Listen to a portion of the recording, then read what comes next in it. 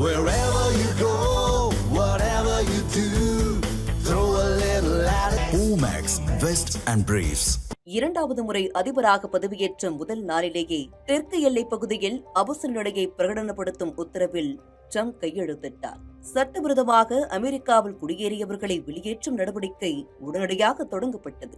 சட்டவிரோதமாக நாட்டுக்குள் நுழைந்தவர்கள் கைது செய்யப்பட்டு அந்தந்த நாடுகளுக்கு கடத்தப்பட்டுள்ளனர். கடந்த வெள்ளிக்கிழமை அமெரிக்காவின் ஜார்ஜியா மாகாணத்தில் உள்ள உண்டாய் நிறுவனத்தின் மின்சார வாகன உற்பத்தி தொழிற்சாலையில் நூற்றுக்கணக்கானோர் சட்டவிரோதமாக பணியாற்றி வந்துள்ளனர். இதையடுத்து அமெரிக்காவின் குடிவரவு மற்றும் சுங்க அமலாக்க பிரிவினரால் நடத்தப்பட்ட இந்த சோதனையில் உரிய ஆவணங்கள் இல்லாமல் இருந்த 450க்கும் மேற்பட்ட ஊழியர்கள் கைது செய்யப்பட்டுள்ளனர். இதில் 300 ஊழியர்கள் தென்கொரியாவைச் சேர்ந்தவர்கள் என்பது குறிப்பிடத்தக்கது.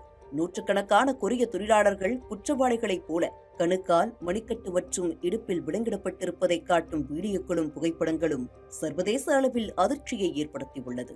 இந்த வீடியோக்கள் கொரியாவில் மட்டுமல்ல, ஜப்பான், தைவான் என அமெரிக்காவில் பெரிய முதலீடுகள் செய்துள்ள நாடுகளிலும் வைரலாகியுள்ளன. தொழிலாளர்களை மீட்க அமெரிக்காவுடன் முக்கிய ஒப்பந்தம் இறுதி செய்யப்பட்டுள்ளதாகவும் பத்திரமாக தாய்நாடு திரும்ப தனி விமானங்கள் ஏற்பாடு செய்யப்படும் என்றும் தென்கொரிய அரசு தெரிவித்துள்ளது.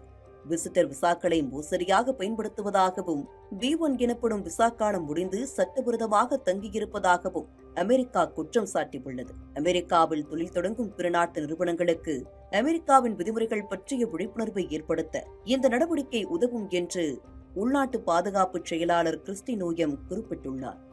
இதனையடுத்து அமெரிக்காவில் வெளிநாட்டு ஊழியர்களை கொண்ட பன்னாட்டு நிறுவனங்கள் தங்கள் ஊழியர்களை காப்பாற்ற சட்ட ஆலோசனையில் இறங்கியுள்ளன. ட்ரம்ப் தலைமையிலான அமெரிக்க அரசு மிகவும் வித்தியாசமாகவும் கணிக்க முடியாததாகவும் செயல்படுகிறது என்று சர்வதேச வணிக வல்லுநர்கள் தெரிவித்துள்ளனர்.